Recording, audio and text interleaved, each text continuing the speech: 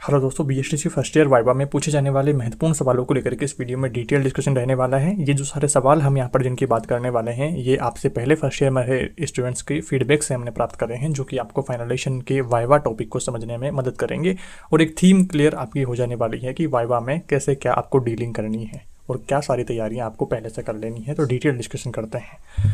पहला सवाल आता है सामान्य जानकारी को लेकर के, जिसमें आपके नाम, पता, आपके क्वालिफिकेशन डिटेल्स।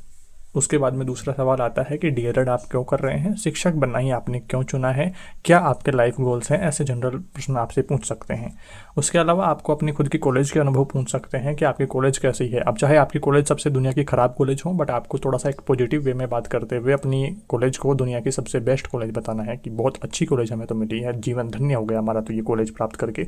तो ऐसे थोड़ी सी एक दिल पे पत्थर रख के तारीफ़ कर दीजिएगा कि एक अच्छी कॉलेज है हमारी और मस्त पढ़ाई होती है। इस तरह से आप कर देंगे, ये सारी चीज़ें संभाल लेना।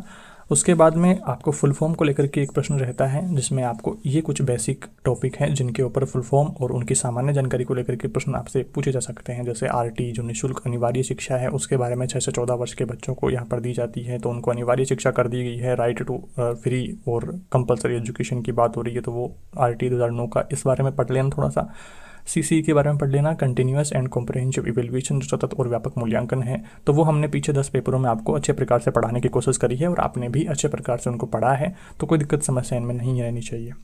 डाइट की फुल फॉर्म तो district institute of education and training, तो इस तरह से ये इसकी फुल फॉर्म रहती है। बीएसटीसी की फुल फॉर्म तो बेसिक स्कूल टीचिंग सर्टिफिकेट, ये बीएसटीसी की फुल फॉर्म रहती है। डीएलएड की फुल फॉर्म तो डिप्लोमा इन एलिमेंट्री एजुकेशन, तो इसकी फुल फॉर्म ध्यान रखना। एनसीएफ 2005 वाला टॉपिक ध्यान रखना कि आपके जो पाठ्यक्रम है उसको एक व्यवस्थित तरीके से उसका रोड मैप बनाना, उसका ब्लूप्रिंट बनाने का काम ये एनसीएफ 2005 करता है, नेशनल करिकुलम फ्रेमवर्क 2005। तो इनके बारे में, इनके फुल फॉर्म से रिलेटेड उनकी सामान्य जानकारी के बारे में आप थोड़ा सा जानकारी रखेंगे। इसके बाद में अगला प्रश्न आपको पूछ सकते हैं, लक्ष्य और उद्देश्य में अंतर क्या है। तो इस तरह के प्रश्न आ सकते हैं जिनमें आपको थोड़ा सा कन्फ्यूजन होता हुआ दिखे। तो लक्ष्य तो क्या है, जो टारगेट, जो गोल हमने बना रखा है, तो वो क्या है, हमारा लक्ष्य है जो हमें प्राप्त करना है, और जिस लक्ष्य को हम प्राप्त कर रहे हैं उसके लिए जो हम रणनीति बना रहे हैं, जैसे जिन जिन स्टेप्स को हम फॉलो करके उस अपने लक्ष्य को प्राप्त करने का प्लानिंग कर रहे हैं, तो वो सारे उद्देश्य में आएंगे। जो हम काम कर रहे हैं डेली जो अपनी स्किल को डेवलप कर रहे हैं अपने लक्ष्य को प्राप्त करने के लिए, तो वो सारा क्या रहेगा, उद्देश्य में रहेगा। आकलन और मूल्यांकन के बारे में भी हमने पहले बहुत पढ़ा है। आकलन तो क्या होता है कि डेली आपकी एक्टिविटीज़ को चेक करना शिक्षक के द्वारा, और मूल्यांकन क्या रहता है कि एक 70 पर्यंत आपका पूरा सिलेबस होने के बाद में या पूरा टॉपिक होने के बाद में मूल्यांकन करना, तो वो मूल्यांकन में रहेगा। और आकलन में रहेगा डेली एक्टिविटीज़ को ट्रैक करते हैं वहाँ पर। आकलन में सुधार की गुंजाइश रहती है, जहाँ पर शिक्षक अपनी शिक्षण विधियों को सुधार सकता है। टॉपिक समझ में नहीं आ रहा है तो और दूसरी विधि ट्राई करके समझा सकता है, और जो शिक्षक को समझ में नहीं आ रहा है तो वो अलग अलग उदाहरणों के माध्यम से समझ सकता है और अपने जो पूर्व में रिजल्ट जो आया है उसको सुधार सकता है। बट जो मूल्यांकन, जो फाइनल रिजल्ट होता है ग्रेडिंग में या फिर परसेंटेज में, तो वो एक फाइनल रिजल्ट रहता है जिसमें सुधार की गुंजाइश नहीं रहती है, ये एक फाइनल परिणाम रहता है। तो इस तरह से इनके बारे में भी हमने पहले से पढ़ा हुआ है, तो आपको अच्छे प्रकार से सारी चीज़ें कवर अप है, कोई दिक्कत समस्या नहीं है। उसके बाद में अगला सवाल अपना आता है, पोर्टफोलियो क्या है। पोर्टफोलियो जिसमें विद्यार्थी की सारी जानकारियाँ रहती हैं, छोटे बच्चे की जानकारियाँ, कि उसको ट्रैक करना। एक तरह से आप इसको समझ सकते हैं कि विद्यार्थी कैसे क्या सीख रहा है, उसके सीखने की स्पीड क्या है, क्या क्या अचीवमेंट्स वो कर पा रहा है, कहाँ कहाँ पर किस किस प्रकार से उसको कठिनाइयों का सामना करना पड़ रहा है, और वो उसका जो डीलिंग है कठिनाइयों का वो किस प्रकार से कर रहा है, तो वो सारी जानकारी पोर्टफोलियो में रहती है। तो इसके बारे में भी हमने पढ़ा है। समायोजन संवेग के बारे में भी थोड़ा सा इस तरह के प्रश्न क्या रहते हैं कि थोड़ा सा आपको उलझन दे देंगे, दो शब्द थोड़ा सा सेम सा ही साउंड करेंगे बट उनका अर्थ अलग अलग रहेगा। समायोजन का क्या मतलब है कि अपना जो पूर्व ज्ञान है और फिर आज हमने कुछ नया सीखा, तो पूर्व ज्ञान को और नए ज्ञान को दोनों को कंबाइन करके आगे हम उसको अच्छे प्रकार से अपने व्यवहार में परिमार्जन सुधार करके उपयोग में लेते हैं। जो पुराने व्यवहार को नए व्यवहार के साथ में सामंजस्य स्थापित कर लेते हैं, संबंध बना लेते हैं और नए ज्ञान के साथ में आत्मसात करके अपने स्किल डेवलप कर लेते हैं। तो इस तरह से समायोजन रहेगा। और संवेग रहेगा अपने इमोशंस को, जैसे दुखी, क्रोध, ईर्ष्या, प्रेम, सुख दुख, ये सारे क्या रहेंगे, संवेग के अंतर्गत आएंगे। तो ये कुछ ऐसे प्रश्न रहे हैं। और एक टॉपिक अपना रहेगा इंटर्नशिप डायरियों को लेकर के। इंटर्नशिप डायरियाँ आप सभी ने बना ली होगी। कोई डायरी बनाना अगर बची हुई है तो अपने चैनल के प्लेलिस्ट में आपको डायरी की अलग अलग वीडियोज मिल जाएंगे पहले के डाले हुए। साथ में ही आप टेलीग्राम चैनल पर विजिट करेंगे तो वहाँ पर फाइल वाले ऑप्शन में अलग अलग सभी डायरियों की PDF भी हमने प्रोवाइड करवा रखी है, तो वहाँ से आप डाउनलोड करके अपना जो भी फाइल है उसको बना लेंगे। अब सवाल यहाँ पर एक और रहता है कि हमें तो 5 डायरी मिली है, मेरा दोस्त दूसरी कॉलेज में है उसे 6 मिली है, मेरा एक दोस्त तीसरी कॉलेज में वहाँ पर उसको 12 डायरी मिली है। तो ये सब अलग अलग कॉलेजों का अलग अलग सीन रहता है। सब कॉलेजों में सेम ही डायरी हो ये ज़रूरी नहीं है, अब अलग अलग कॉलेजों का अलग अलग सिस्टम रहता है। यहाँ पर हम दोस्तों बात करते हैं कुछ कॉमन डायरियाँ जो मोस्टली स्टूडेंट्स को सेम ही रहती है। जहाँ पर सबसे पहले डायरी विद्यालय अनुभव कार्यक्रम वाली डायरी, जिसमें आपको जो फर्स्ट ईयर की आपकी 24 दिन वाली इंटर्नशिप है उसकी सारी एक्टिविटीज़ रहती है कि आपने 24 दिन में इंटर्नशिप में क्या क्या किया, कैसे कैसे किस किस पार्ट को आपने ठीक प्रकार से पढ़ाया, क्या क्या आपने एक्टिविटीज़ करी। तो वो विद्यालय अनुभव कार्यक्रम डायरी आपको फिल करनी होगी। इसकी PDF भी मैंने टेलीग्राम चैनल पर डाल रखी है, जिन्होंने नहीं बनाई है वहाँ से टेलीग्राम चैनल ज्वाइन करके उधर से बना देंगे। उसके बाद में लेसन प्लान वाली डायरी आपको मिली होगी, जिसमें आपको अलग अलग पाठों के अलग अलग सब्जेक्ट के, अब यहाँ पर आपके BSTC में तो क्या रहता है कि आपको सभी सब्जेक्ट के कुछ कुछ लेसन बनाने होते हैं।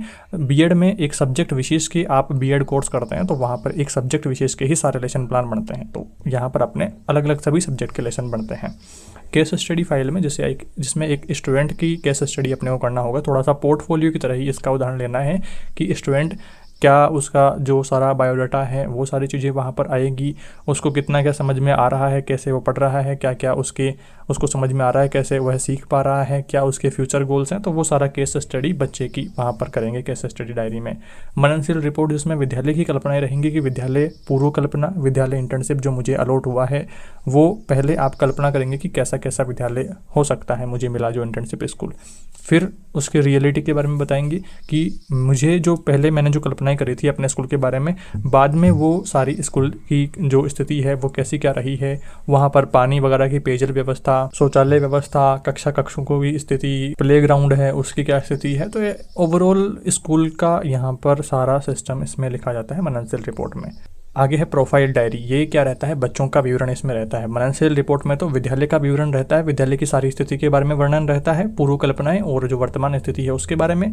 और यहाँ पर जो प्रोफाइल डायरी है इसमें रहता है बच्चों की स्थिति के बारे में, किस किस कैटेगरी के कितने बच्चे हैं और उनके सीखने की स्पीडें वगैरह वो सारी चीज़ें रहेंगी, सीखने की गति और सीखना किस प्रकार से वो हो रहा है, कहाँ कहाँ पर कठिनाइयाँ आ रही है, उनको जो लैंग्वेज संबंधित बाधाएं आ रही हैं, वो सारी स्थिति वहाँ पर प्रोफाइल डायरी में रहेगी। समालोचना जो डायरियाँ रहती है जिसमें लेसन प्लान वगैरह बनते हैं वो रहेगी। पाठ्यपुस्तक विश्लेषण डायरी रहेगी और क्रियात्मक अनुसंधान की ये आपका डायरी रहेगी।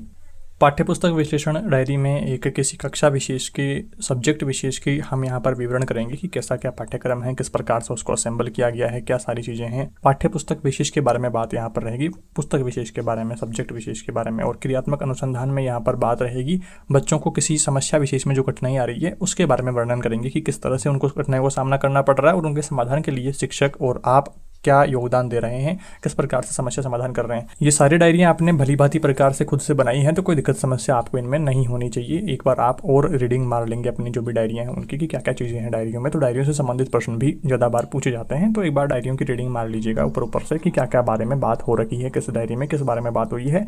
तो ऐसी बेसिक डिटेल्स आप पता करके ये सारी चीज़ें आपको ध्यान में रखनी होगी। 2-3 सवाल आपके और रह रहे हैं कि पीछे के दिनों में अपने चैनल पर वीडियोज़ भी कम आ रहे हैं। उनका एक बड़ा रीज़न ये है कि अपने चैनल का जो रेवेन्यू मॉड्यूल है वो पता नहीं क्यों अचानक से डाउन चला गया है। लगभग 5000 व्यूज़ से भी ज़्यादा पर $1 बन पा रहा है। कुछ वीडियोस तो ऐसे हैं जिन पे 10,000 व्यूज़ पर $1 बन रहा है।